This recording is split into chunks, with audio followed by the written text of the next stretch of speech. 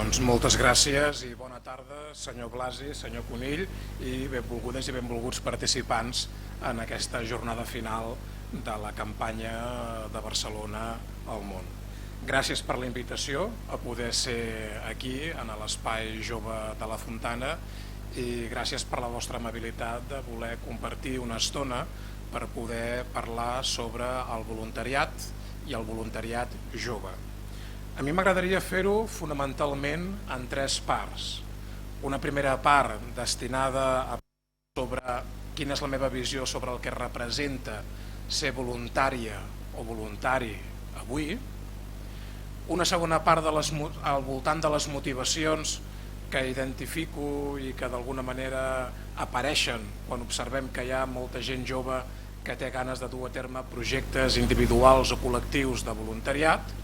I una tercera i darrera part, molt breu, perquè aquí la majoria dels que esteu a la sala en sabeu molt més i probablement després en la segona part més dinàmica, participativa, activa, en la qual les entitats prendreu la paraula i tindreu moltíssimes coses a dir, però sí que voldria llançar 2 o 3 flaixos al voltant sobre com participar des de l'àmbit internacional.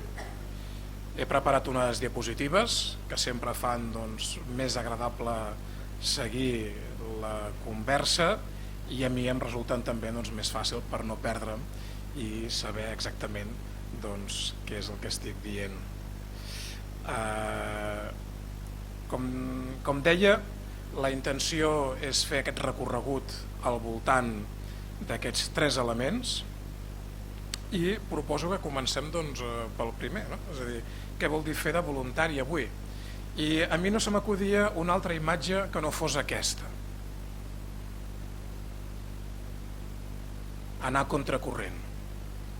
De fet, ara pujava per les escales i llegia un proverbi xinès que deia, i pensava, mira que bé, quina coincidència, no ha estat una cosa realment orquestrada, però és absolutament coincident amb el primer missatge que us volia llançar, a l'anar contracorrent, no? Deia aquest proverbi xinès que trobareu a baix de l'escala que anar contracorrent és la direcció adequada, perquè si no tires endavant retrocedeixes.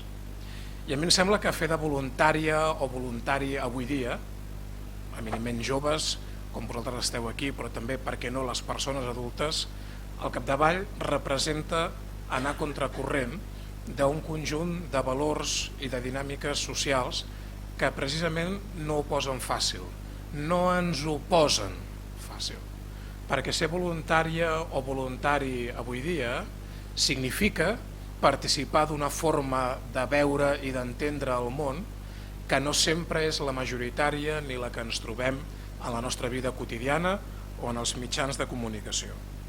Fem un petit recorregut sobre algunes de les característiques i tendències, jo diria presents, si no emergents, del que representaria el nostre món. Un món que, per exemple, podem qualificar o identificar des de la perspectiva, moltes vegades, del mercat total. Avui dia tot es compra i tot es ven, i allò que no es compra i no es ven sembla que no tingui valor, fins al punt que quan nosaltres diem que som voluntàries o som voluntaris, quina és habitualment la reacció del nostre entorn immediat, familiar o d'amistats? Quina és aquesta reacció? Què us diuen? No us diuen res? Treballar gratis? A mi, almenys, de les coses que sempre m'han acostumat a dir és tonto pel cap baix. De dir, home, voluntariat, dedica't a altres coses més lucratives, més interessants.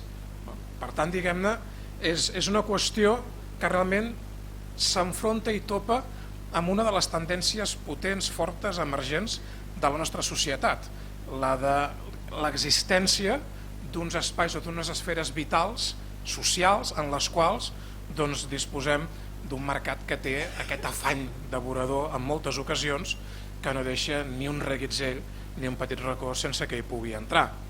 I això marca un seguit de dinàmiques i tendències que són importants a tenir en compte. Per exemple, en primer lloc, el fet que aquest mercat reclama de nosaltres, com a ciutadanes i ciutadans, el fet que siguem consumidors passius, que siguem gent de centre comercial de cap de setmana, en el qual ja ho tenim tot endreçat i embolicat en allà, el cinema, l'espai d'oci, l'espai de compra, i que, imitant en certa mesura models que provenen de l'àmbit més anglosaxó, destinem el nostre temps lliure i la nostra energia molt en aquests espais. Una cosa que s'enfronta molt directament amb una visió del voluntariat que exigeix no precisament que siguem consumidors passius, sinó precisament ciutadans actius i sobretot creatius, creadors. Una persona que és voluntària és una persona que fa alguna cosa, que construeix alguna cosa que abans no existia. Una relació social, un entorn, un context, el que convingui. I també en funció una mica de les característiques i el valor particular de cadascuna i de cadascú. Però certament una persona que és creativa i creadora.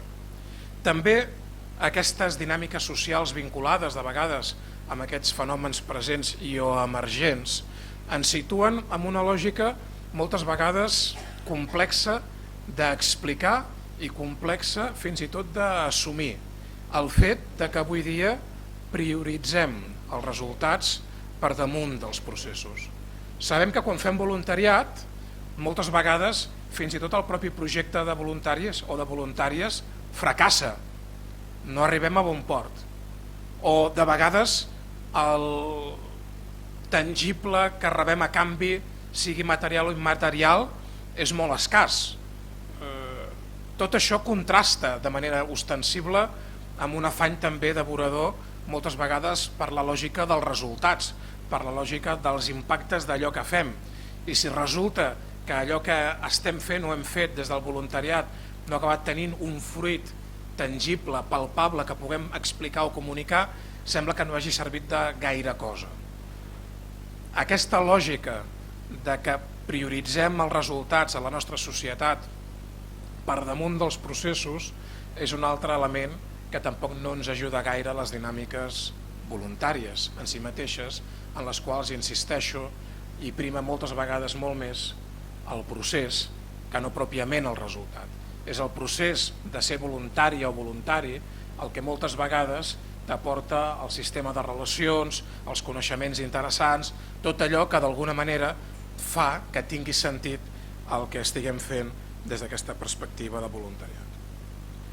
També ens trobem moltes vegades en un entorn que podria ser qualificat de llei de la selva, entorns de desregulació, entorns en els quals es deixen àmplies esferes ciutadanes absolutament a mercè del que serien les forces i els grups que les ocupen i les d'alguna manera gestionen, amb la qual cosa, òbviament, en la llei de la selva ja sabeu que el principi fonamental és el de la llei del més fort, i per tant d'alguna manera qui té més recursos o més disponibilitat o més elements per poder-se'n sortir acaba tenint més oportunitats al capdavall de poder tirar endavant.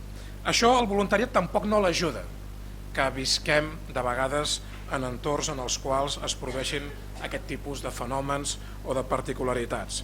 I això, per exemple, és especialment tangible en l'àmbit de la mobilitat. Per les persones que sigueu de l'entorn més de Catalunya sabeu molt bé que hi ha ciutadanes i ciutadans de primera i de segona categoria en funció de la manera com ens movem.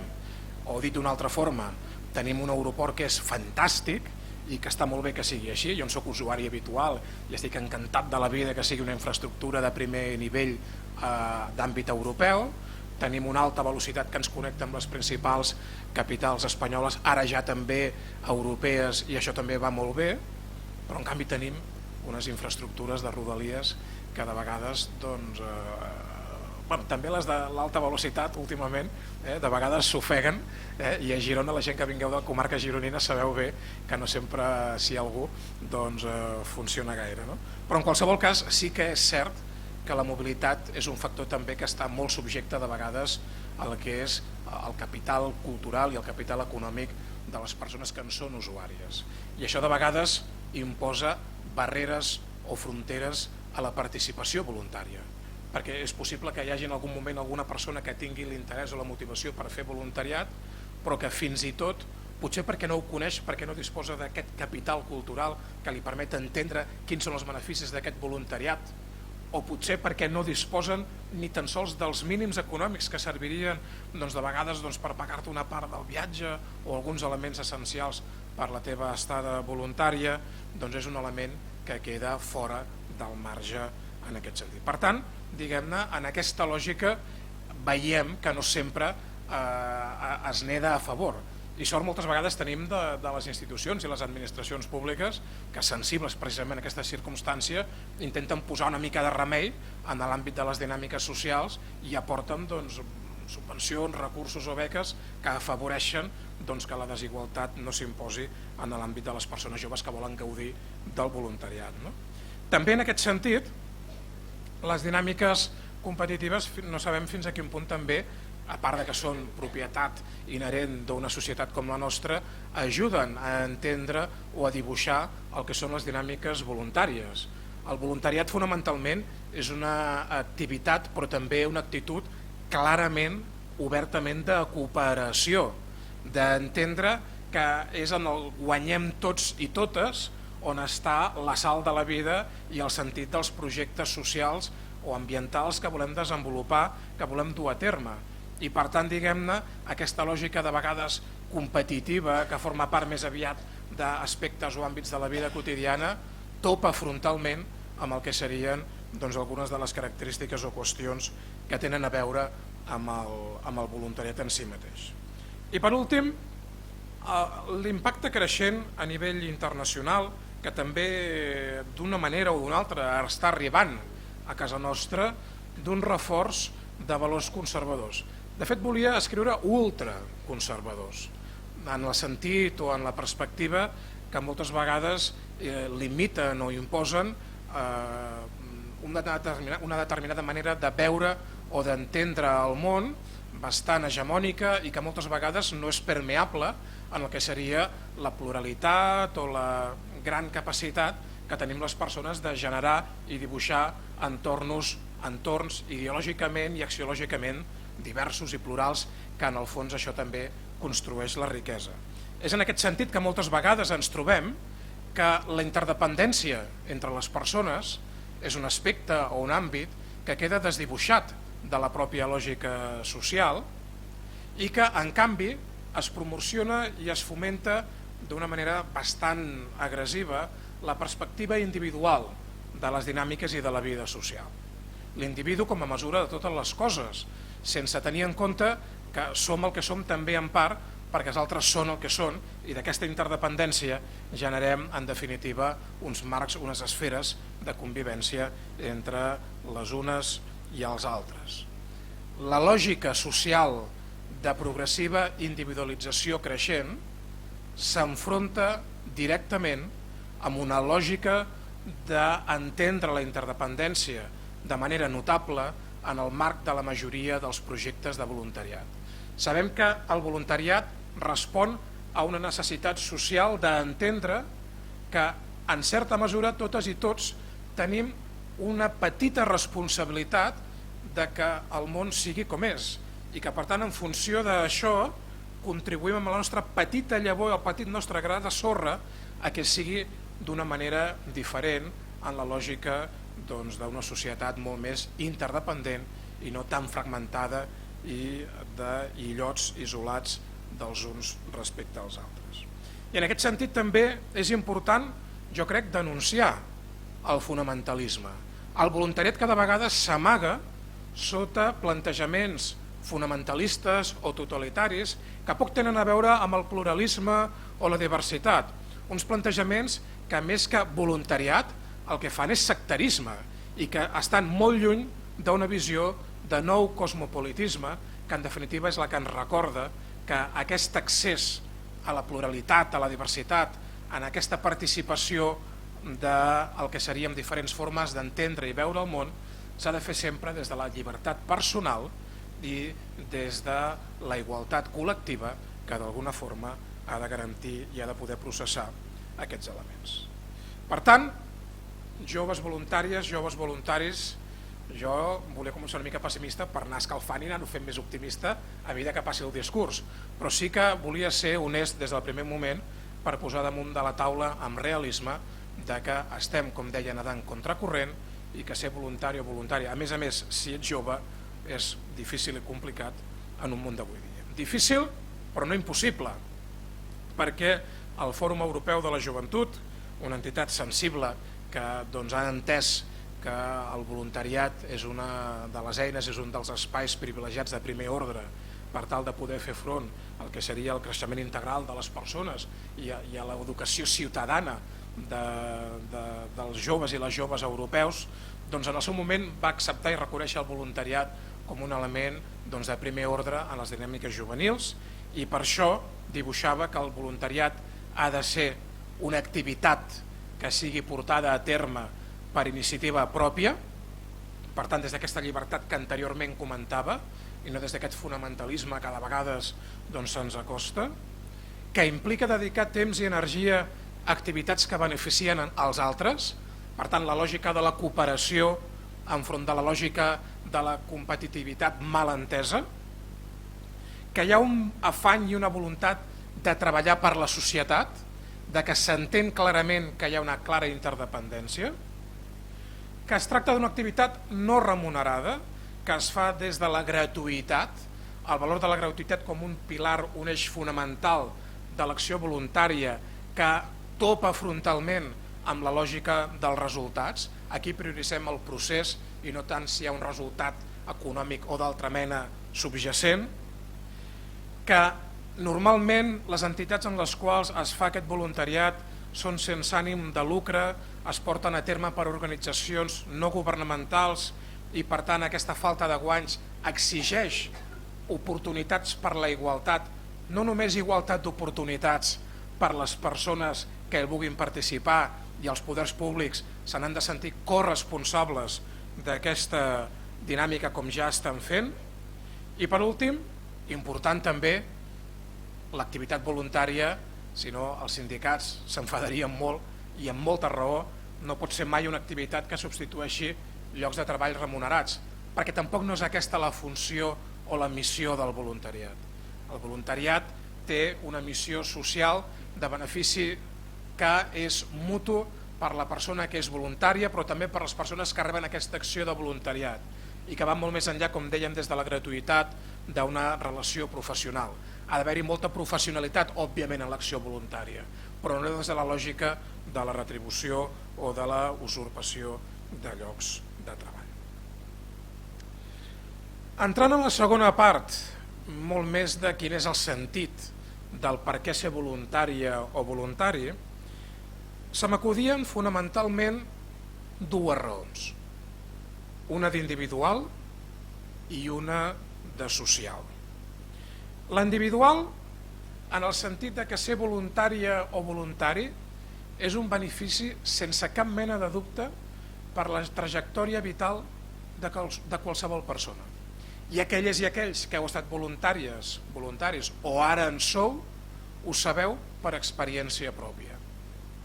El marc de referència europeu sobre les competències d'aprenentatge al llarg de la vida, en vigència en el conjunt de la Unió Europea des del 2006, ens diu que per ser ciutadanes i ciutadans del segle XXI necessitem aprendre i desenvolupar competències personals al voltant d'aquests 8 eixos. I fixeu-vos fins a quin punt l'activitat i la pràctica voluntària contribueixen sobremanera a desenvolupar aquestes competències en cadascun d'aquests aspectes. Perquè si fem voluntariat a casa, és clar que és una bona oportunitat per comunicar-te, per parlar, per dialogar, per discutir, per barallar-te, per saber argumentar, per saber escriure un projecte. Sense cap mena de dubte, el voluntariat nodreix i ajuda al desenvolupament de les competències en la llengua materna. I què us he de dir si aquest voluntariat es fa en l'estranger, pel que fa a l'adquisició de competències en l'àmbit de la llengua estrangera. El voluntariat moltes vegades, en funció d'aquell espai, d'aquell àmbit de preferència en el qual heu volgut o heu considerat fer voluntariat, moltes vegades aporta un enriquiment científic. Aquells que feu camps de treball, per exemple, en l'àmbit ambiental, mediambiental. Sense cap mena de dubte, aquesta activitat us aporta coneixement científic sobre aspectes que no necessàriament en la vostra formació bàsica inicial hàgiu arribat a ni tan sols imaginar que podríeu aprendre. O, per exemple, aquells que feu voluntariat en l'àmbit de la salut, quantes coses apreneu des d'un punt de vista científic, en aquest cas experimental, sobre aquestes qüestions. Què he dit també, per exemple, del creixement i de l'aprenentatge en la competència digital, amb l'utilització de les tecnologies de la informació, de la comunicació, de l'aprenentatge, del coneixement, per tal de desenvolupar bona part de la vostra activitat voluntària. I, fonamental, la competència cinquena, a l'aprendre a aprendre.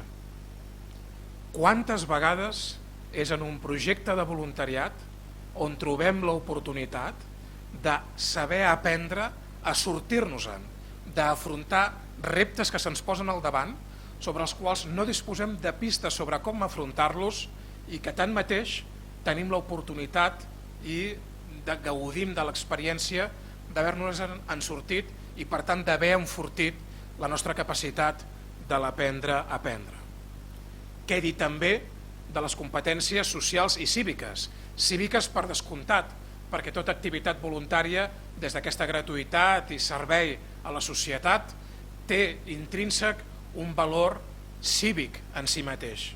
Però també les competències socials, relacionals, d'estar en un grup, de saber no només ser, sinó de saber estar, de saber-te enfrontar als conflictes inevitables del projecte de voluntariat, de saber trobar solucions positives en aquests conflictes, de saber establir relacions amb altres xarxes i organitzacions que van més enllà del nostre projecte i en comptes de sentir-los competidors els veiem com persones amb qui poder cooperar, com deia anteriorment.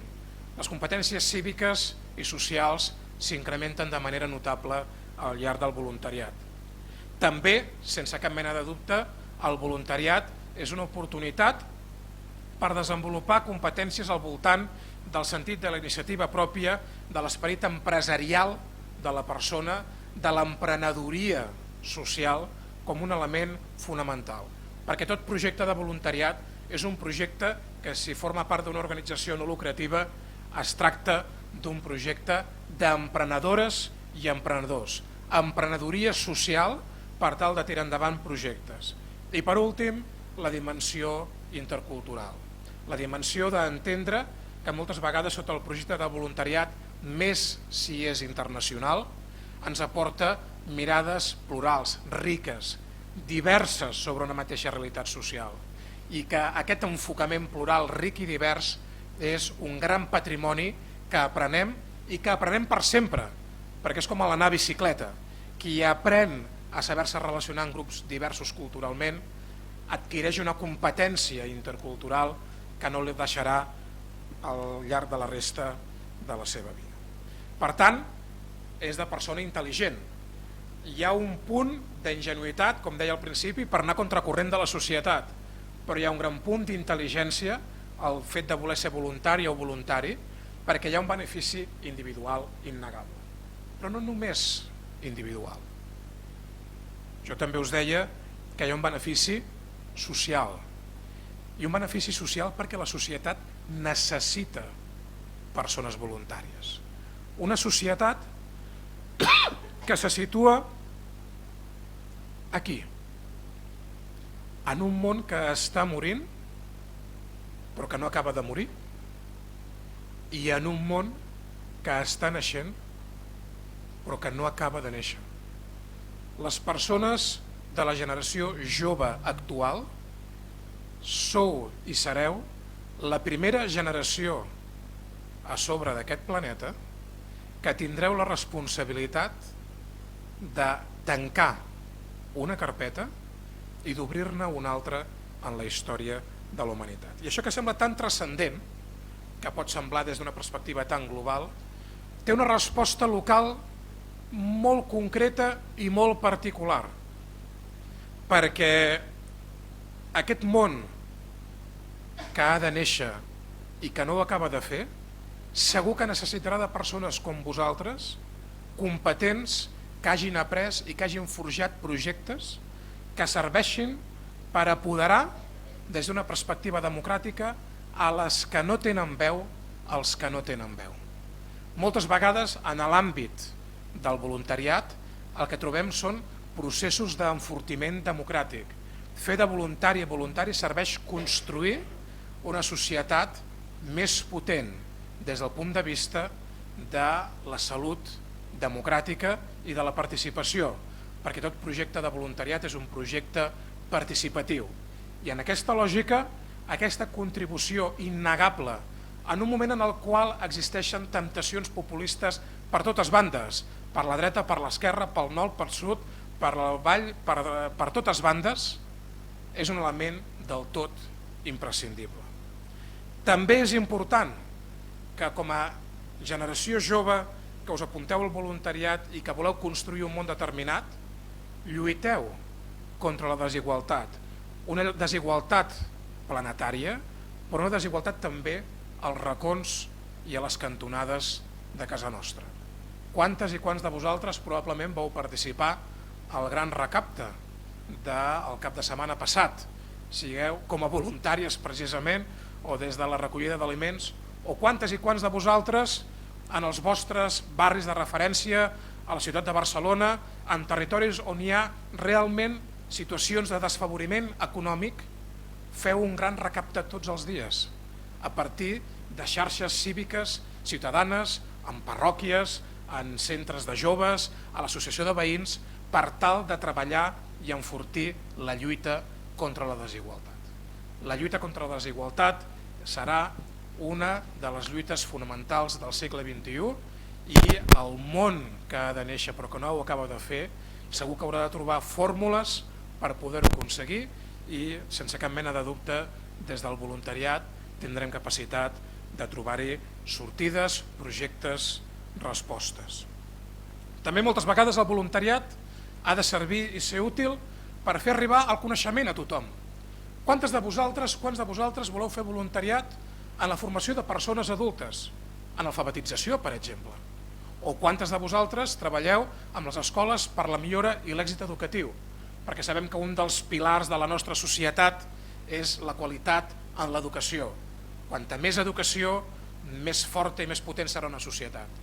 I aquest món que està naixent és un món en el qual l'educació jugarà un paper determinant, perquè en la societat del coneixement, qui no tingui accés a aquest coneixement i a aquest saber quedarà exclòs.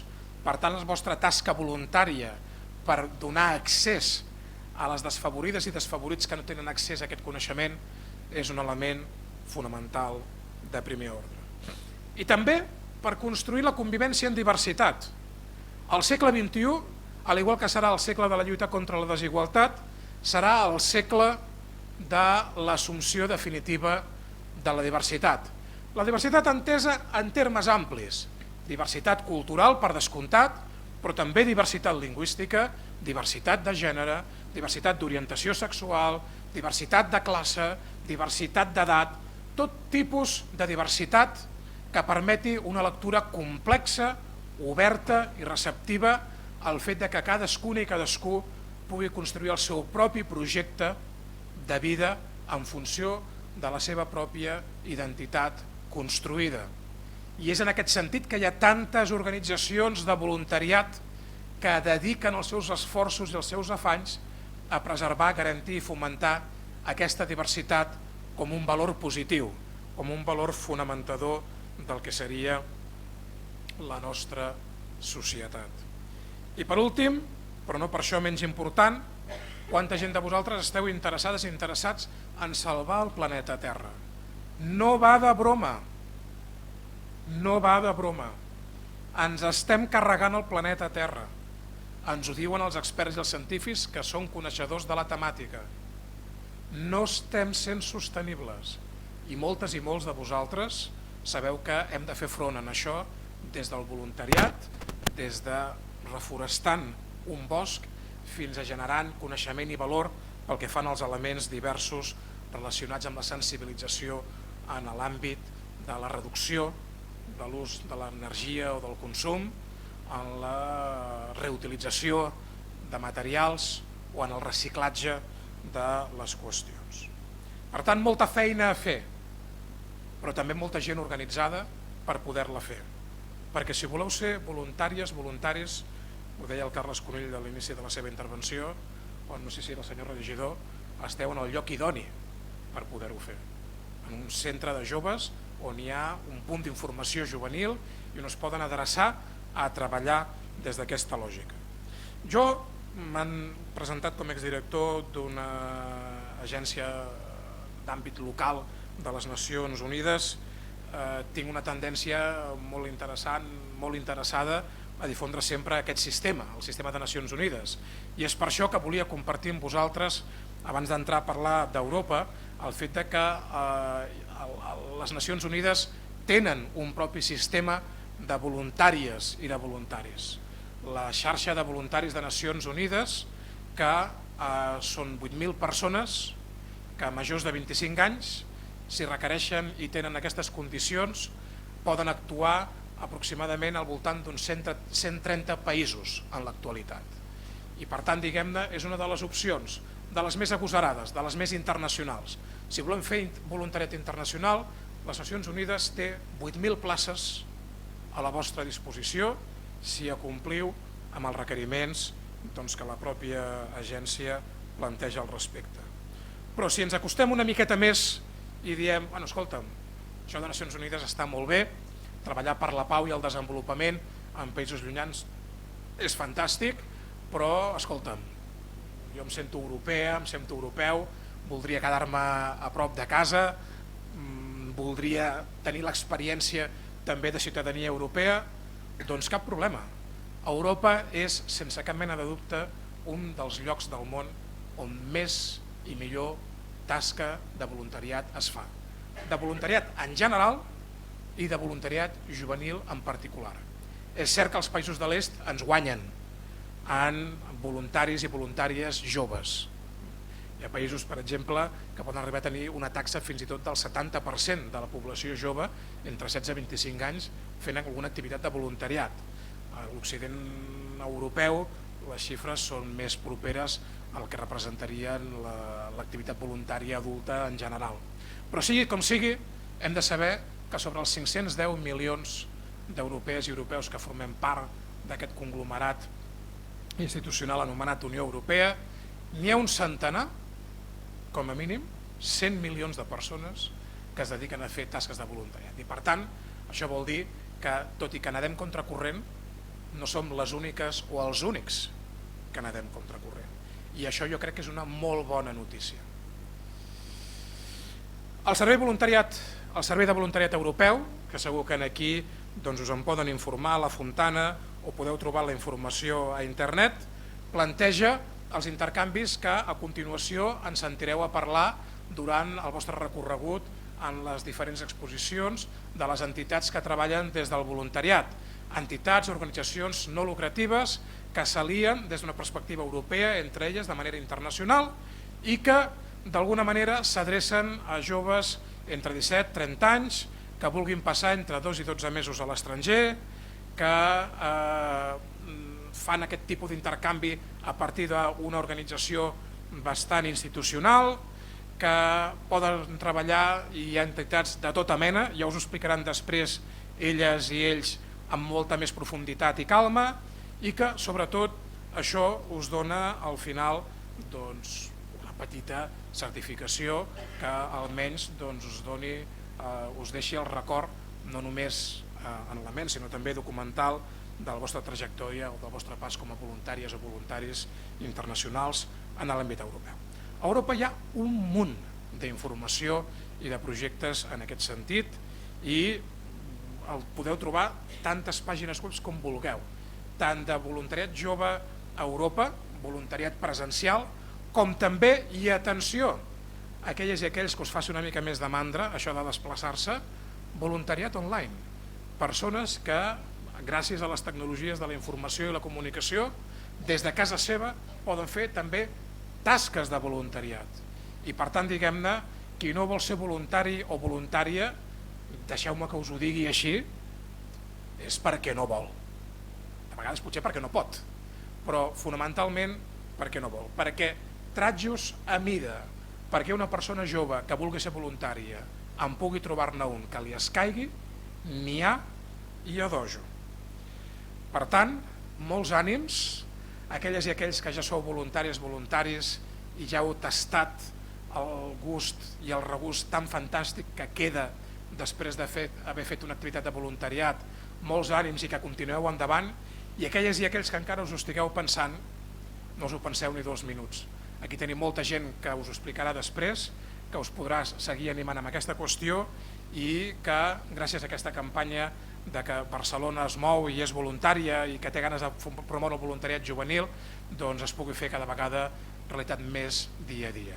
Perquè segur que Barcelona, com a ciutat, serà una millor ciutat si té voluntaris i voluntaris joves que volen implicar-se en projectes per somiar, per anar contracorrent, però per transformar la societat i fer néixer definitivament aquest món que està emergent. Moltes gràcies i molt bona tarda.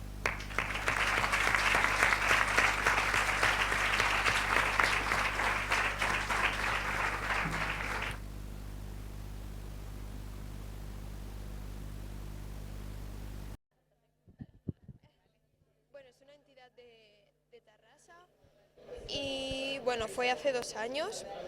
Hice el intercambio en Italia en verano, fue durante 10 días. Y bueno, pues participaron como 5 países de Europa y de cada país iban 5 voluntarios de allí. Entonces, bueno, en mi caso era sobre Sharing Economy. Entonces, pues bueno, al principio sí que se hacen muchas actividades como en plan para conocer a la gente, para que te integres un poquito, porque claro, piensas que llegas allí y no conoces a nadie. Bueno, las semanas de antes te preparas un poco con la gente de tu grupo, porque suelen ser de tu ciudad, pues para que no vayas tampoco... Pero bueno, luego allí acabas conociendo a todo el mundo porque se hacen actividades pues para recordar los nombres, para saber de dónde vienen, la edad que tienen, cosas así. Porque, claro, bueno, para que sea más fácil convivir con ellos durante los 10 días. Los 2 o 3 primeros días son un poco raros porque, claro, no conoces a nadie, no conoces el sitio y te da un poco de cosas, ¿sabes? Pero bueno, luego conforme van pasando los días no tienes ganas de irte porque ya son como tu familia. Y bueno, en mi caso el tema estaba chulo porque hicimos todo de actividades sobre cómo yo puedo dar algo a alguien o alguien me puede dar a mí sin pagar, cosas así, ¿sabes? Por ejemplo, hicimos una actividad en que teníamos un puesto con libros que se vendían, entre comillas, a cambio de que esa persona realizara una actividad. Por ejemplo, te damos este libro a cambio de que tú llames a tu madre y le digas que la quieres, o que te pongas a bailar aquí en medio de la plaza, cosas así. Entonces, bueno, lo que ellos pagaban era realmente esa actividad que tú ponías. Y luego, pues, cómo conseguir comida con tan solo un botón. O sea, y tú ibas por la ciudad preguntando a la gente si te cambiaba eso por, no sé, una pieza de fruta o cosas así. Cómo conseguir cosas sin dinero. Y no sé, bueno, luego más tipo actividades creativas o cosas así, como hicimos estampaciones y cosas así. Y bueno, en mi caso la comida genial, porque claro, Italia, pues comimos todos los días pasta. Y fuimos a una ciudad que se llama Matera, donde, bueno, es famosa porque hay los satsis o algo así que se llaman, que son como cuevecitas donde las familias de Italia, pues que las tienen desde hace muchos años, van allí pues a celebrar eventos o cosas así, pero que antes realmente vivían allí, dormían allí y todo. Y bueno, ahora creo que que es ciudad europea de no sé qué, la han declarado ciudad europea. Bueno, estaba guay, era, no sé, tipo pueblecito. La verdad es que nosotros pasamos más tiempo en la casa compartiendo las cosas con la gente que no conociendo el lugar, porque al final es para conocer al resto de gente. Y bueno, guay porque acabas con amigos por todas partes del mundo y luego pues yo qué sé, si te vas a otro sitio y quieres hacer couchsurfing, que fue una actividad que también practicamos, pues está genial porque ya tienes contactillos. Y ya está, básicamente en mi caso eso. supuesto. Entonces, tú hacías voluntariado con la gente de allí en la zona. Bueno, yo no, en mi caso no era voluntariado, era un intercambio juvenil de tan solo 10 días. Entonces tú aprendes sobre ese tema, que era sobre la sharing economy, y bueno, pues a relacionarte con el resto de gente que estaba allí contigo y que también pues te contaban sus experiencias sobre si tenían, porque muchos de ellos tenían experiencia en sharing economy, entonces pues te contaban cómo tú podías hacerlo, cómo lo hacen ellos, no sé, cosas así. ¿Y quién impulsaba esta iniciativa? Esto, bueno, fue el primer proyecto que hicieron desde la Biblia sobre sharing economy. Bueno, no sé bien quién más lo organizaba, porque bueno, en nuestro caso era con la entidad de aquí y con la entidad de allí, así como mitad. ¿La gente tenía predisposición a la sharing economy? ¿O os miraban con cara desde solos? A ver, en mi caso yo aprendí lo que era la sharing economy una vez estuve allí. Me imaginaba un poco que iría por esa rama, pero no sabía bien lo que era porque nunca lo había escuchado. Entonces, claro, yo aprendí de cero todo lo que era eso. ¿Y la gente de allí la aceptaba bien? Por ejemplo, cuando hicisteis lo del botón, os hacían caso cuando hacíais todas estas iniciativas. ¿Participaban? La gente que no estaba dentro. Sí, bueno, nos dividimos todos en grupos de 4 o 5 personas y fuimos caminando por toda la ciudad y tenías que hacer una serie de actividades con la gente de allí para conocer un poco la cultura y poder acercarte y al final preguntarle eso. En mi caso, con el grupo con el que yo iba no colaboraron demasiado, no les importaba demasiado el tema, así que en mi caso no conseguí nada porque mi grupo no me apoyó a hacerlo. Pero muchos otros, o sea, el resto de grupos les fue genial porque consiguieron desde una pieza de fruta a una bolsa de cacahuetes o cosas que realmente estaban bien, que realmente la gente sí que ponía mucho de su parte. Sí, no sé. ¿Quieres explicar tú un poco?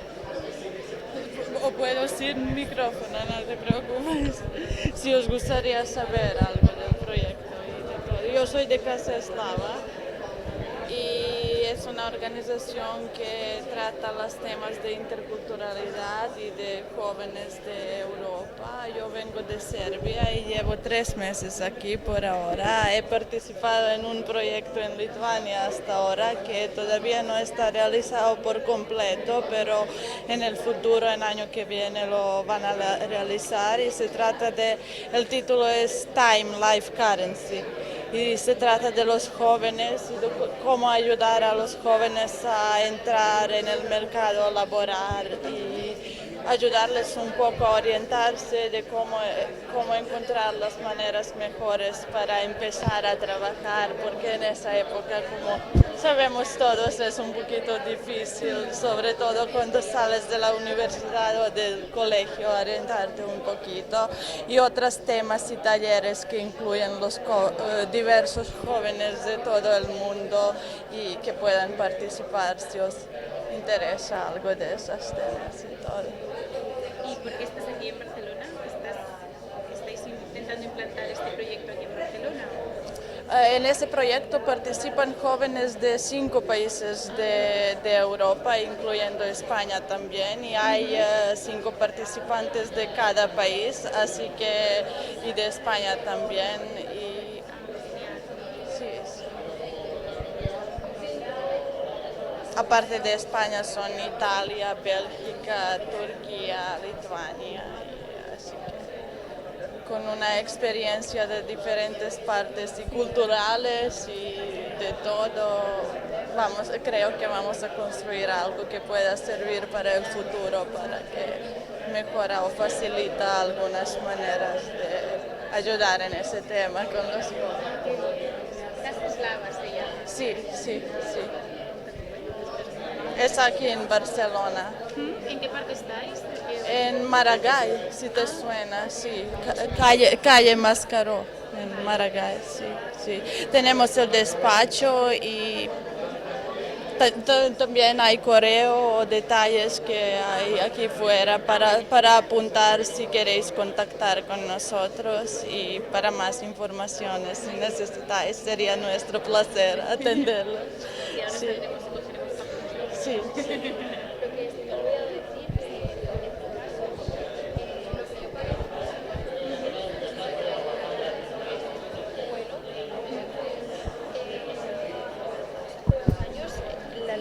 La Unión Europea te cubría el 70% del viaje, con lo cual a mí me salió solo por 50 euros todo, porque ellos ya de por sí te cubren todo lo que es la estancia y la comida y todo esto.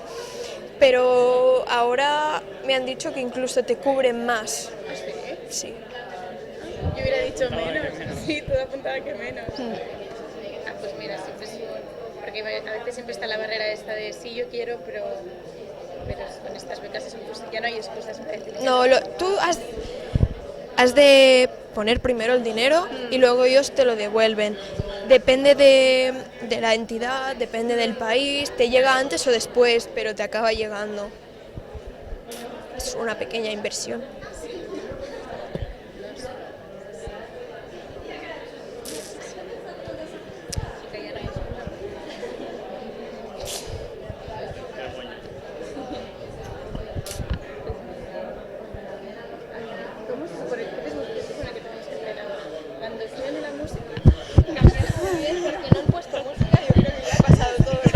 Pero no sé, pues podéis ir a ver otras experiencias o podéis ir allá afuera, que es donde están todas las entidades, y si queréis más información de algo en concreto o de algún tipo de proyecto o algo así, os pueden informar. En el caso de nosotros, de la Biblia, tenemos allí a los voluntarios europeos que están ahora en Terrassa participando. Muchas gracias. A vosotros. ¿Qué es Casa Eslava? Sí, bueno, yo soy Casa Eslava de Barcelona y en mi caso vengo de la Biblia, de Terrassa. Y bueno, yo iba a explicar un poco del intercambio juvenil. Ellos han explicado un poco lo que es el voluntariado, però... Bueno, ara mouré el micro cap allà, ¿vale? Però si us voleu moure de... Vale. Vale, moltes gràcies. Vale.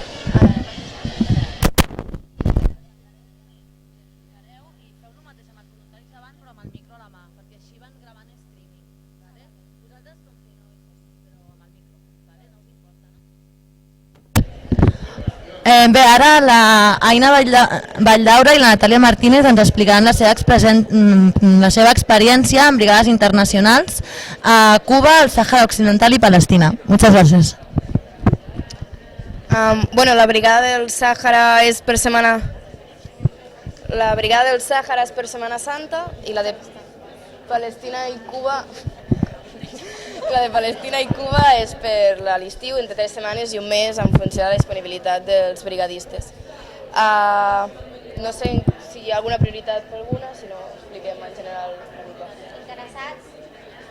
Algú que digui jo vull Cuba o jo vull... Bueno, doncs hacem un repàs. Vale. Cuba? Vale, doncs Cuba, bueno, moviment de brigadistes anem sempre amb una contrapart. Cuba és la UJC, que és la Joventuts del Partit Comunista de Cuba. Són 3 setmanes que tu estàs amb un membre de la UJC sempre amb tu i ens allotgem a una mena de casa de colònies que tenen, que seria l'escola de quadros polítics que tenen ells, al costat de l'Havana. Als matins es va a una granja a fer treball agrícola, que és menjar que va després a un comedor obrero, i nosaltres vam desherbar un campo de pinyes, vull dir, però amb la calma, tampoc vull dir ritmo suave i aquestes coses, sense estressar-se. I a les tardes fem més visites político-culturals, ja sigui encuentros amb gent d'algun organisme polític, metges, mestres, vam anar a un hospital d'oncologia, que és com 3 illes de cases d'aquí a Barcelona, vam anar ja llavors a la part més cultural de la Plaça de Revolució, anar a Santa Clara, a la Tumba del Che, etc. Però sobretot s'alterna amb això, més trobades polítiques on es crea un debat i totes les inquietuds que tu puguis tenir sobre Cuba, sobre com funciona el sistema polític, el sistema de l'alimentació, el bloqueig, com els afecta en el seu dia a dia, el fet de parlar amb gent d'allà t'aclareix molt i és com superenriquidor. Normalment són 3 setmanes que tu estàs amb la contrapart, pagues el vol, el que et costi, i uns 300 CUCs, serien uns 200 i pico, 350 euros, que t'inclou allotjament, transport amb la guagua i tot pagat. Vull dir que aquelles 3 setmanes nosaltres vam gastar en ron i llibres, res més. I vam estar 3 setmanes amb l'OJC i després vam anar una setmana per lliure. Vam llogar un cotxe i vam anar per allà. Però això depèn en funció de la disponibilitat dels brigadistes, les ganes que hi hagi, com s'entengui el grup, és flexible, no està gens marcat ni res. Més interessos? Algú en Palestina? Tu turno. Meu. Això. La Brigada Palestina la fem a la part de Cisjordània, que és la part de territoris ocupats de Palestina, i la nostra contrapart és la joventut del PPPP, que és el Partit del Poble Palestí. Llavors, la Palestina es divideix com en 2 parts, també una mica com Cuba. La primera part anem al Festival Internacional de Farja, que és un festival que es fa, és un festival polític del PPP, amb tot de militants i activistes d'arreu de Cisjordània que passen una setmana allà, tots junts, dormint a la mateixa escola i fent activitats socials, culturals i polítiques junts, i també hi ha una part d'internacionals, que és una mica on entrem nosaltres. Aquest any el festival l'hem fet del 10 d'agost al 17, que era una setmana. Al matí fem treball voluntari, una mica depenent de les necessitats i del que vulgui la contrapart. Aquest any, perquè us feu una idea, hem fet un mur per un cementiri. Vull dir, potser això, també vam fer, hi havia un altre punt de voluntariat que era fer una presa, perquè, ja com la majoria sabeu, l'aigua està en territori palestí, però la gestiona Israel, i justament aquest any a Farja els hi han deixat gestionar el seu riu, el riu que passa pel seu poble, perquè abans no... Estaven molt contents, llavors una part del treball voluntari era construir una presa per guardar l'aigua d'aquest riu que ara ja els hi deixaven utilitzar pel poble.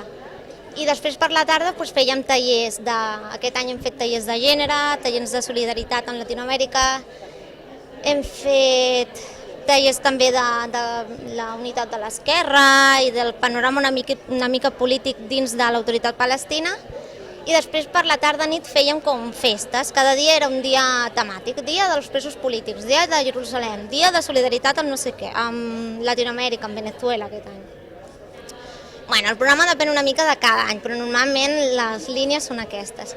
I després la segona part, el que nosaltres vam fer és, la pròpia brigada va fer la seva pròpia ruta per llocs de Cisjordània i vam contactar amb diverses entitats. Llavors el que fèiem és, la idea en principi era allotjar-nos en hostals o on sigui, però com coneixes molta gent al festival, al final la mateixa gent del festival que venen de tota Cisjordània t'acaba allotjant a casa seva.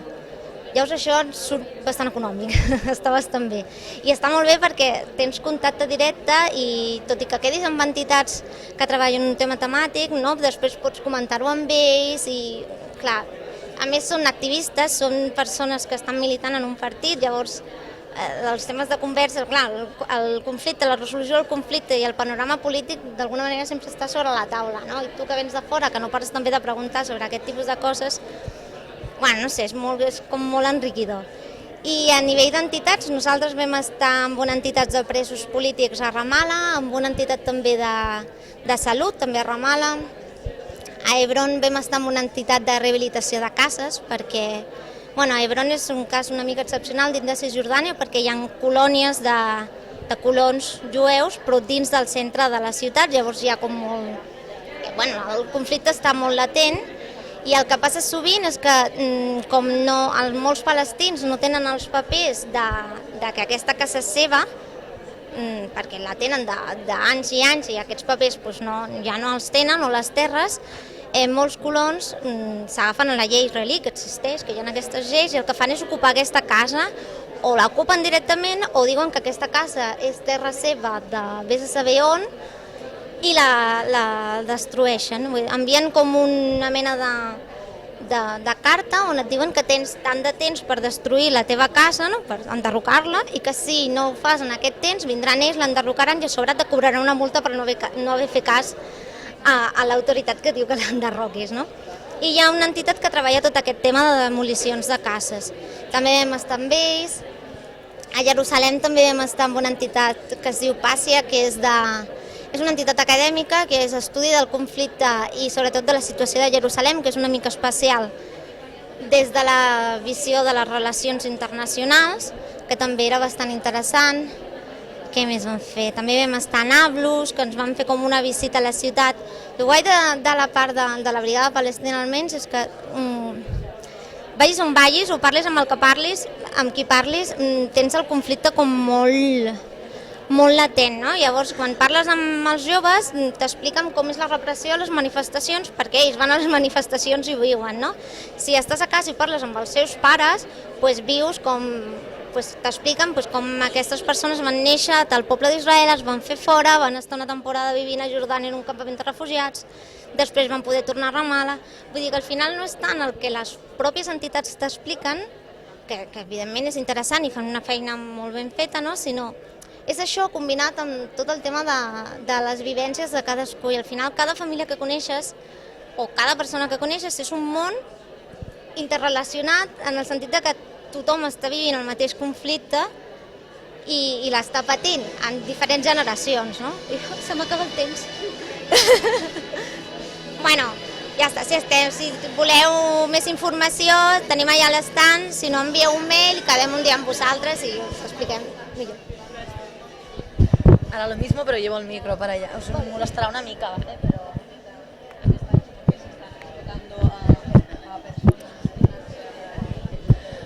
Ara sentirem l'experiència de Judit Alonso de Camps de Solidaritat, que va fer la seva experiència amb CETEM. Tu parla cap a ells com si no passés res, però entra el micro. Vale, molt bé.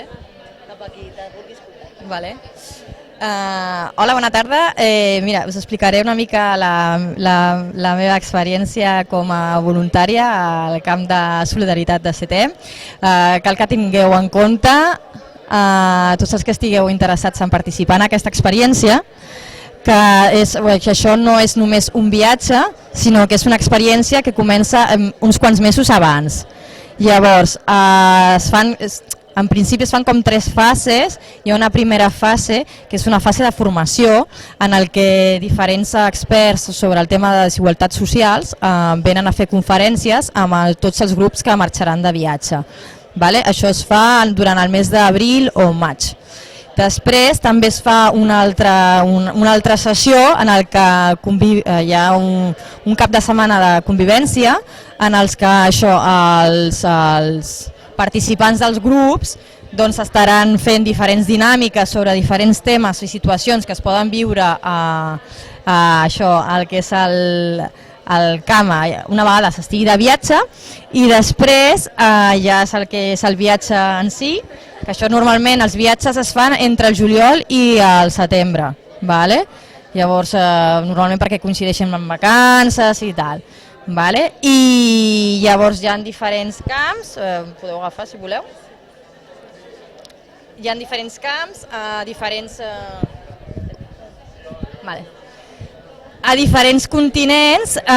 Llavors la majoria de camps són més de caire social, convivint amb les famílies amb els que hi ha diferents contactes, o sigui, el que serien les contraparts en els diferents països, i després també hi ha els camps polítics, que és el camp aquest de l'MST, que és el que jo vaig participar, amb un grup de companyes. Vam ser 7 noies que havien viatjat allà aquest mes d'agost. Vam estar fent un petit recorregut per Brasil, vam començar per l'estat de Maranhão, al nord-est, que és un dels estats més pobres del país. Vam estar allà, després el que és a la seu de l'MST allà, després vam estar a acampaments i assentaments d'aquella zona. Llavors, perquè tingueu una mica d'idea, l'MST és un moviment social que lluita per recuperar terres, és a dir, les terres que estan sense explotar i sense treballar. Ells emparant-se en un article de la Constitució brasilenya que diu que tothom té dret a treballar una terra, doncs es posen dintre d'aquests camps que normalment tenen les empreses allà morts especulant per treure un profit més tard, doncs ells entren en aquestes terres, s'aposenten allà i llavors comencen així una negociació per veure si es poden quedar.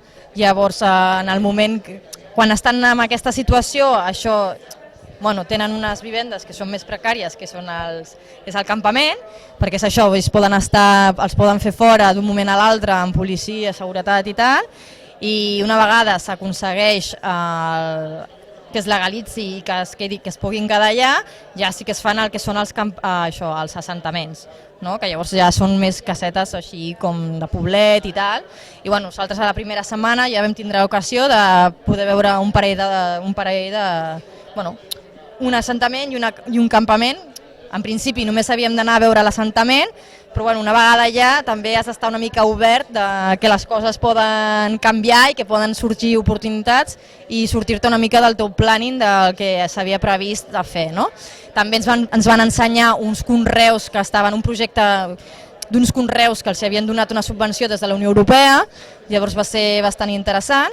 D'allà vam anar a una formació que feien a un altre estat. Era una formació per dones de diferents estats d'allà, de la regió aquesta amazònica, i una formació feminista perquè les dones també s'empoderin i dintre el moviment pugin o escalin posicions. I després d'allà vam anar a un altre assentament, que és un assentament un dels més antics que existeixen, ja fa com entre 17 o 20 anys que estan allà, són 240 famílies que estan vivint, i llavors va ser molt sorprenent perquè de seguida que vam arribar ens vam sentir com a casa, superben acollides, ens vam dividir per famílies perquè la primera setmana sí que vam estar totes a la mateixa casa, unes dormint en unes hamaques, una altra pel sofà, una altra a les habitacions, però tothom molt super obert i super cordial i molt generós, perquè estàvem allà 7 persones venint d'Espanya i ja eren prou nombrosos com per sobre, tenir-nos a nosaltres. I llavors després en aquest segon assentament sí que ens vam dividir per famílies i llavors sí que cadascú va viure també una mica la seva experiència i tal, perquè clar, dintre del que era el poblet també hi havia diferències, vull dir, les cases també eren diferents i tal, però que en aquest poble ja tenen una escola, tenen un CAP, diguéssim, tenen una església, i llavors el que vam estar fent tant en el primer assentament com el segon va ser activitats per interactuar i fer una mica d'intercanvi i que ells ens expliquessin una mica quina era la seva situació i nosaltres també explicar quina és la situació a Espanya, perquè clar, potser es pensen que aquí és jauja i realment també durant els darrers anys sobretot hem sofert retallades de tot, i llavors també explicar-los quina és la situació aquí. I el que vam fer també al segon assentament va ser activitats més interactuant amb diferents col·lectius. Així llavors vam fer com una presentació del que estàvem dient, dels diferents temes que afecten Espanya a nivell sanitari, educatiu o social. Vam fer com una presentació pels professors de l'institut, que després també vam redissenyar per altres col·lectius com els infants i joves d'aquella escola.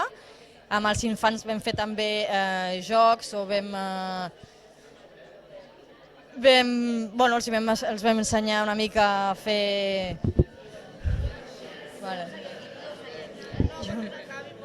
No, més que res per això, que no sé si això serveix per molt. Doncs que vam fer tant activitats de jocs com també fer-los pensar una mica quina és la seva situació allà, quins problemes tenen, quines podrien ser els seus punts de millora, saps? Que interactuessin, i llavors va ser molt enriquidor. Moltes gràcies.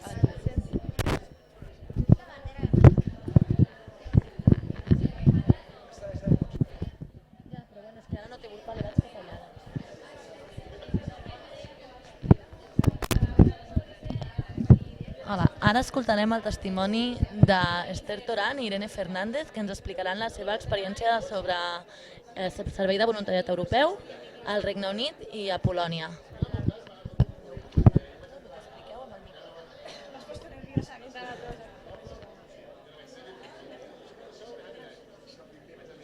Bueno, no sé si teniu alguna pregunta més. Vale, lo de posar en contacte és cada voluntari ho fa, bueno, o cada persona que vol ser voluntària ho fa una mica diferent. En el meu cas, jo coneixia el projecte que es feia a Polònia, l'associació que feia el projecte a Polònia, em vaig posar en contacte amb ells i llavors em van dir sí, t'agafem però necessites una associació que t'enviï des de Barcelona. Hi ha una base de dades per internet, bueno, això és una recerca per internet sobre el servei de voluntariat europeu i els diferents destins que hi ha, o sigui, els diferents projectes. Llavors el que jo vaig fer és, també buscant per internet, organitzacions a Barcelona que em poguessin enviar, que fossin organitzacions d'enviament, perquè hi ha les d'enviament, que són les que t'envien a qualsevol punt d'Europa, i les d'acolliment, que són les que et reben al país on tu faràs el voluntariat. Jo primer, clar, exacte, jo primer tenia la d'acollida, com diguéssim, i després vaig buscar la d'altra. Llavors després es posen en contacte les dues organitzacions, fan tot el papeleo, tota la burocràcia i després tu ja vas.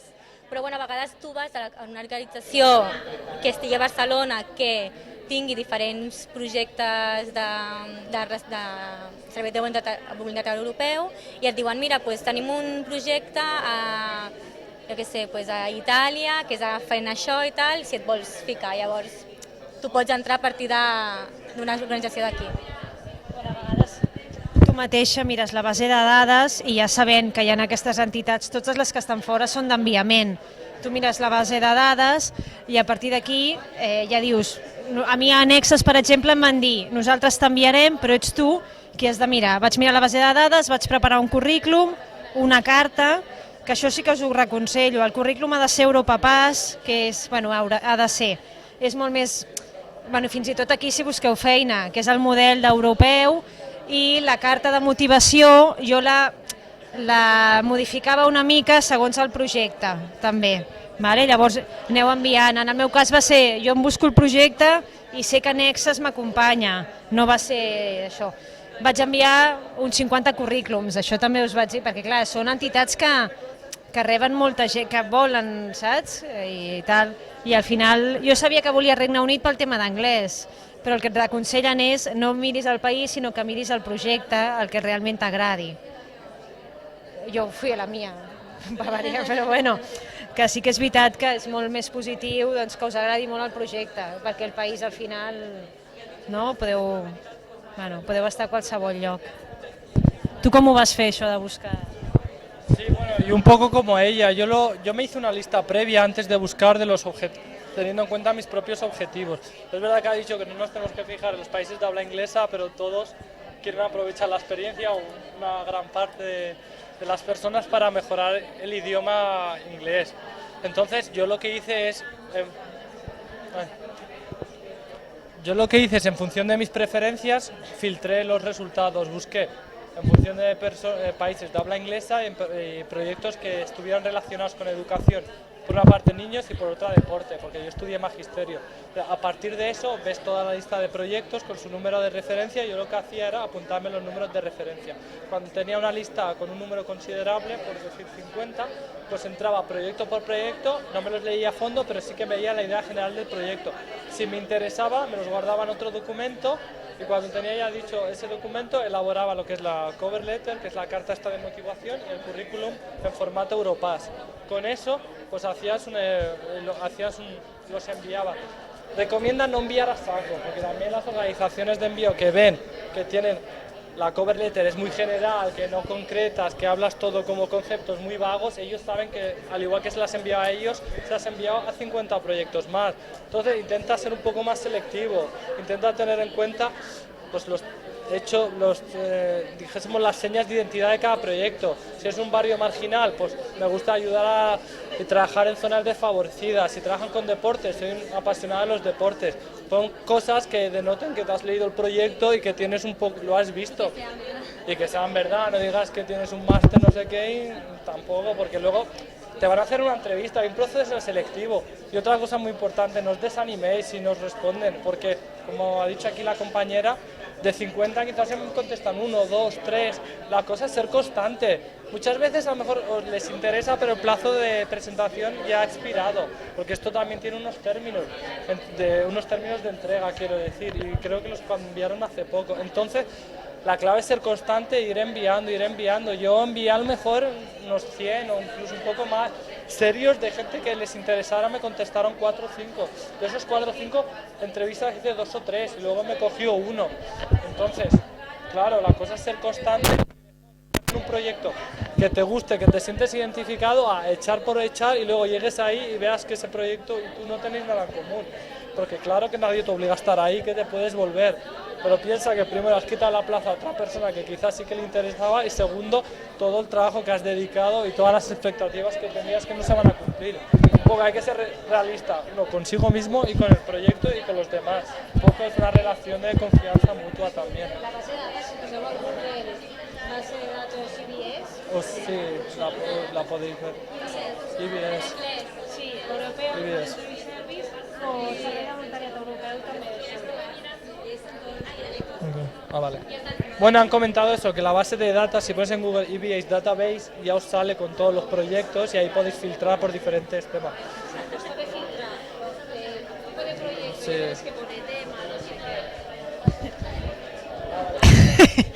Bueno, que està bé filtrar tipus de projecte i tal. Exacte. Los campos de trabajo igual, ¿no? Sí. El campo de trabajo Exacto. y ahí estarían los proyectos. Exacto. Esta base de datos son los proyectos IBS, luego hay otro tipo de proyectos. Exacto, lo pone ahí. Que supongo que no es tu propia base de datos. Bueno. Para proyectos IBS. Y los campos de trabajo depende de cada entidad. Servei Civil Internacional té una base de dades, COCAT, que també estan allà, té una altra. Sí, que depende de lo que quieras hacer. Yo empecé haciendo un campo de trabajo. O sea, que empecé haciendo un campo de trabajo. Nunca había salido, me daba un poco de miedo y tal. Y después del campo de trabajo salté a un intercambio juvenil y después ya salté al IBS. Un campo de trabajo, pasé 15 días en una residencia con personas con VIH, con SIDA. Y fue... No, era un campo de trabajo en España, porque ahí me daba un poco de apuro y tal. Luego me fui a un intercambio juvenil a Bélgica con bici para un tema de tanqueulas nucleares, de cerrar nucleares, y ahí vi que, bueno, con el inglés no muy bien a nivel gramático, pero que me defendía, que si quería agua sabía pedir agua, si quería ir al baño podía, y que al final te espabilas.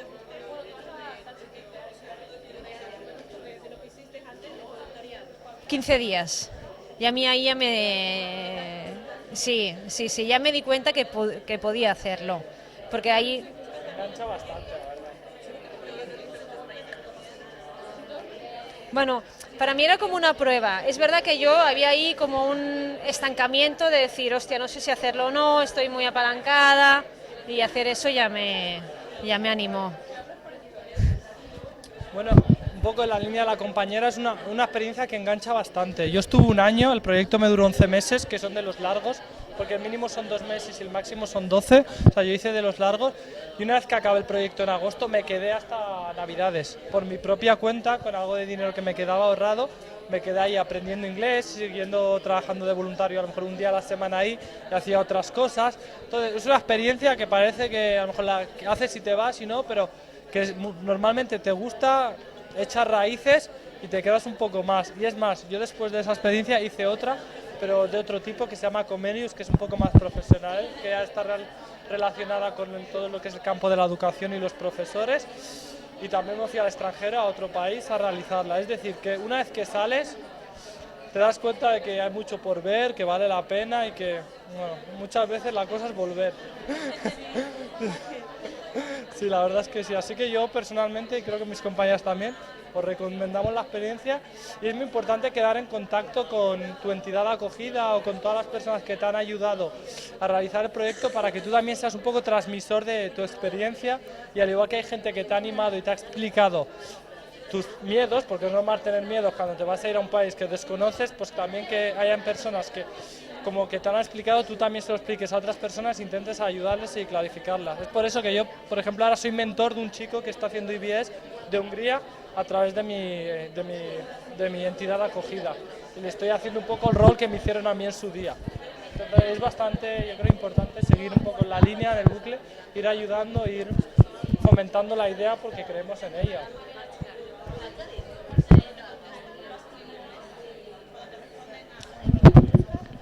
Cuando te responden a lo que tú buscas, te hacen en inglés, te contestan todo en inglés. Yo ahí tuve un Google Translator muy bueno. También había una mentor que era una IBS, una chica polaca que estaba en Nexas, que me ayudaba con el inglés y tal. Entonces hubo una vez que me llamó él para hacerme una entrevista y ya vio que mi nivel de inglés no era muy bueno. Pero mi motivación yo creo que le enganchó y a partir de ahí ya está. A nivel de alojamiento, el primer mes yo dormí en una litera con otra chica y después nos trasladaron a un piso y compartimos habitación. Siempre que me he ido fuera, al final he acabado compartiendo habitación. Yo soy hija única y en la vida lo había hecho y para mí ha sido un aprendizaje de convivencia muy grande, porque realmente es, ¿no? Hay de todo ahí. Y al principio, hostia, me da mucha pereza pensar, hostia, compartir habitación y tal, y después ha sido de lo mejorcito también. El vínculo que coges con toda la gente que te acoge y tal es muy grande. Es como Gran Hermano, las emociones, las buenas son muy buenas y cuando un día estás mal, hostia, y ahí es cuando te arropas mogollón. Gràcies. No us expliquen nada dels orígenes. Ara quan comenceu amb ells, parleu amb el micro davant,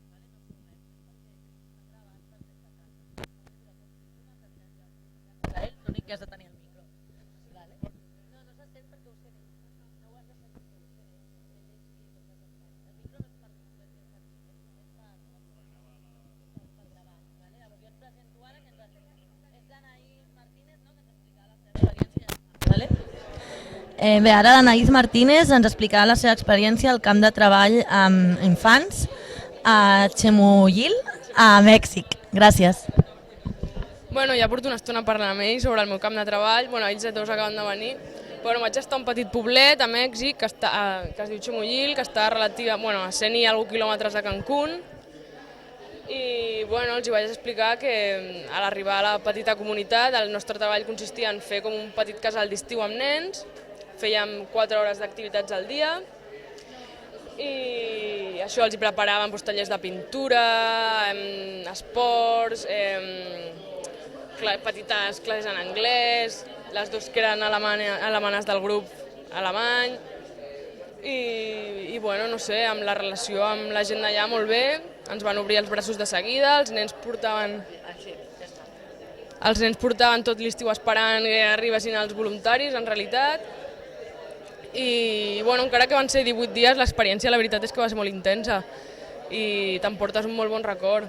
Jo abans d'anar-hi no em volia fer gaires expectatives per, jo què sé, per lo típic que dius, potser em decepciono, no és el que jo esperava, però és molt difícil que no t'agradi l'experiència. O sigui, és que dels 19 voluntaris que érem, tots vam acabar l'últim dia plorant, no volíem marxar, no sortíem d'allà ni amb aigua calenta quasi, en sèrio. I aquest estiu repetiré segur. A més, l'organització amb la que jo vaig anar, COCAT, em van respondre tots els dubtes abans d'anar, vaig anar bastant tranquil·la. Bueno, sempre tens una mica, jo mai havia fet un viatge tan llarg i sempre tens una mica la por de cruzar el charco, allò que diuen, però i més anant sola, sent noia i anant sola a Mèxic, però jo què sé, em vaig trobar en la situació aquesta i em vaig espavilar molt bé, capacitat resolutiva l'he augmentat molt també, tolerar, també la tolerància és molt important, o sigui, per suposat la tolerància amb la gent, amb la comunitat que et trobes allà, això per suposat, o sigui, has de saber que tu vens d'un altre lloc, d'una altra cultura, tu tens una ment molt occidentalitzada, però també tolerància amb els companys amb els que estàs treballant, que estàs 24 hores allà, o sigui, és que és una experiència de 24 hores sumergirte en otro mundo que no és el tuyo. I això, no sé, li recomano a tothom. ¿Qué es la parte que más te ha emocionado, más te ha afectado? Como, sientes que has hecho un trabajo como útil, ¿sabes? Ese es el miedo un poco que tenia, d'arribar allà i dir, bueno, potser no... El micro també li demanes amb ella. Ai, vale, perdona. Okay. ¿Qué es la parte que te ha emocionado más? ¿Que sientes que has hecho un trabajo útil para tu campo de trabajo? Abans d'anar tenia una mica com la por de dir, uah, és que no veuré cap canvi, potser... Jo intentava no menjar-me molt el tarro, però realment abans és el que deia el senyor aquest que estava explicant l'experiència de voluntariat, i és que ja no és el resultat, és el procés, o sigui, has de disfrutar mentre ho estàs fent. L'últim dia potser penses, uah, és que no he canviat res, aquests nens ara seguiran tenint les dificultats que poden tenir el dia a dia. Sobretot a mi em va fer molt mal el tema de la poca consciència en l'alimentació, potser, que tenien els nens. Aquí tens uns hàbits a més jo soc monitora de menjadors i estic treballant cada dia amb els nens els hàbits de menjador. I allà era com, buah, és que desayunen una bolsa de patates frites. Sí, desayunaven, saps? I era com molt... Sí, això és el que volia preguntar jo. Els nens, quina classe de nens eren? O sigui, amb exclusió social o amb problemes econòmics o... Eren de... Sí, això bàsicament, o sigui, era això. Està clar que no... En quina situació es troben els nens allà que ajudeu? Bueno, que vas ajudar. En el cas de Mèxic i en el cas del poble on jo vaig anar, no era una pobresa extrema, els nens tenien per menjar, però clar, no és com qualsevol lloc on pots anar aquí a Barcelona, a Catalunya o a Espanya, no. O sigui, tenen unes limitacions més grans, no fan tants àpats al dia, no tenen això, uns hàbits de salut alimentaris, per exemple, la consciència del medi ambient, almenys a Mèxic no en tenien gaire, la veritat, però més que res perquè aquí tens com un sistema educatiu, unes entitats damunt teu des que neixes que com et van ensenyant una mica. A l'escola també t'estan dient que s'han de menjar verdures, s'han de no sé què, s'han de rentar les mans abans de dinar, t'has de raspallar les dents, Allà no existia això, era com molt, més... Però és cultural d'aquella zona o del poble en concret? No, és perquè... Tiene altres prioritats. Sí, i més que res és això, però jo crec que tenen altres preocupacions al cap. La veritat, que no I l'educació no està implantada en aquella zona concreta de Mèxic, o sigui, l'educació infantil no funciona. Jo vaig veure moltes carències, jo estic aquí treballant en l'escola i no... Allà a l'escola no... No, a part que el nivell educatiu és molt més baix, no està organitzat. És això, no hi ha una organització tan que en part pot ser dolent, pot ser bo, hi ha coses bones i hi ha coses dolentes. Jo no estic criticant ni estic dient que allà tot sigui molt pitjor, ni és que para nada, o sigui, al contrari, la part que em va emocionar molt és lo agraïts que eren els nens. Però més que res perquè jo sé que Mèxic és un país de contrastos, de moltes desigualtats. És això, molta desigualtat. És conèixer exactament, saber més o menys què et pots trobar a l'hora de poder ajudar, no? O sigui, per veure com pots ajudar millor. Aviam, jo crec que d'entrada no t'has d'espantar de res. Jo els primers dies dic, ai, que no han almorzado, ai, no sé què. Bueno, perquè quan tu te'n vagis pots tenir el d'allò de dir, bueno, potser la seva vida segueix igual, però al poc temps que tu estàs, tampoc has d'intentar implantar la teva mentalitat a ells, perquè és que tenim vides diferents, el que és bo per tu aquí potser no és el que és bo per ells allà. O sigui, realment potser els has d'ensenyar unes altres coses, o no ensenyar-li res, o simplement ets tu el que aprens d'ells, saps? Jo vaig aprendre a valorar molt les coses, el no trobar-te, per exemple, en el mes i mig que vaig estar a Mèxic, el no trobar-te una aixeta amb aigua potable et fa valorar molt. És a dir, una cosa tan simple com és l'aigua, saps? O coses d'aquestes moltes, simplement també valores, aprens a viure amb menys coses i les que tens les valores molt més. I el tema de finançament, això tu has pagat el viatge, et van ajudar en part, com anava la cosa? Bueno, amb aquesta organització, COCAT, el vol el vaig pagar jo, però jo penso que això a qualsevol organització... El vol, sí.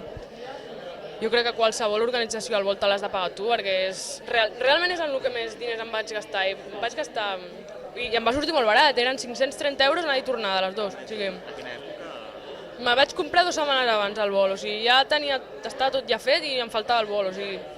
Però bueno, el vol és el més car. Després allà l'allotjament me'l van proporcionar l'organització d'allà, perquè clar, Cocat era com la intermediària entre aquí i l'organització d'allà. Llavors ens van donar una casa i vam fer com un bote comú per comprar menjar durant els dies que vam estar allà. Realment allà no gastes. I això de participar aquí és durant una època concreta, has dit? No sé si no m'he enterat. Jo vaig anar a l'estiu, però els camps de treball existeixen durant tot l'any. En aquesta zona? No, bueno, en aquesta zona no ho sé. No ho crec perquè era un casal d'estiu. Però era el primer any que es feia el projecte en aquesta zona? No, es portava fent durant molts estius. Sí. A més, a aquesta zona del Yucatán hi ha molts projectes amb nens, jo crec que també existeix en aquesta zona perquè és una zona bastant segura. I en el cas de potser és una zona segura, sí. De Mèxic, això que diu, que se sent que és una zona problemàtica, depèn una mica... Hi ha de tot. Vaig estar, per exemple, amb la gent que vaig conèixer allà perquè la majoria de voluntaris eren mexicans, per sort. Jo també tenia la por d'arribar i que tots fossin europeus i jo volia submergir-me el més possible, saps, en la cultura d'allà. I això, vaig fer amistat amb mexicans i després quan es va acabar el voluntariat vaig anar a casa d'ells, vaig estar donant una mica de voltes per allà i sí que vaig veure moltes coses.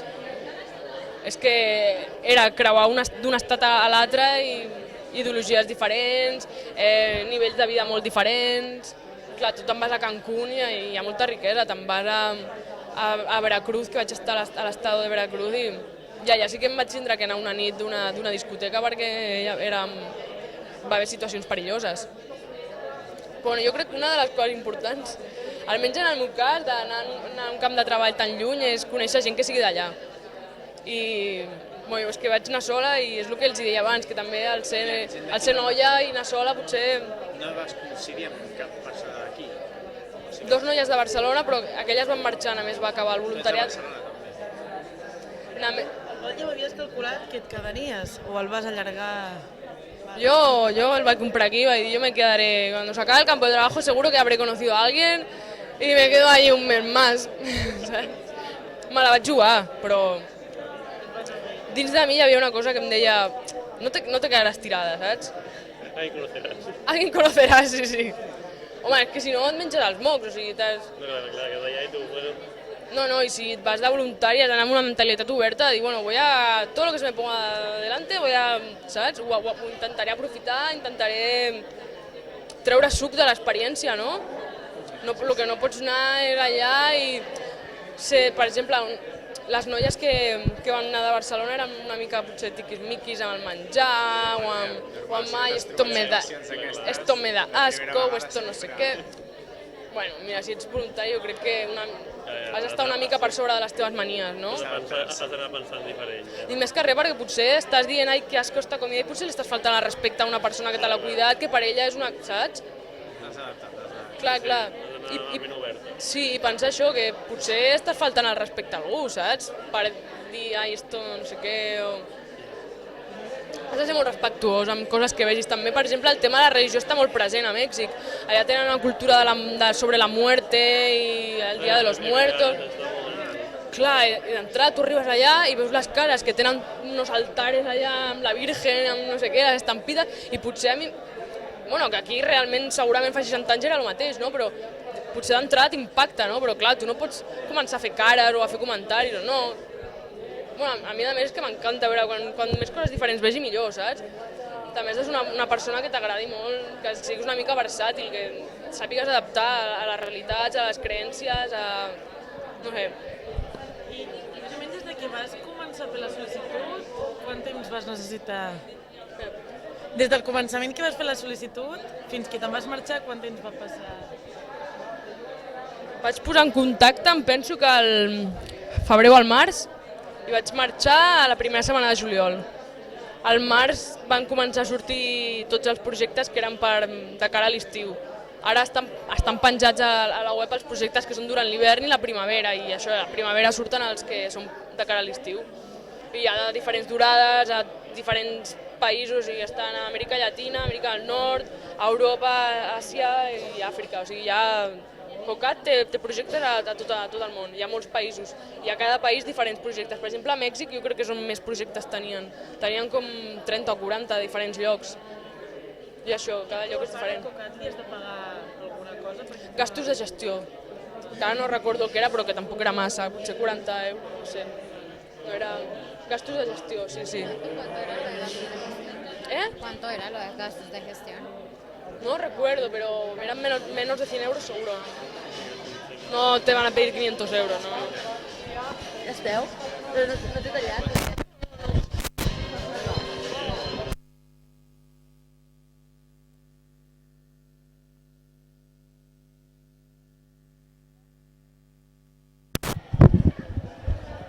Bé, fins aquí donem pas a la campanya de BCN al món, un món d'oportunitats del 2014.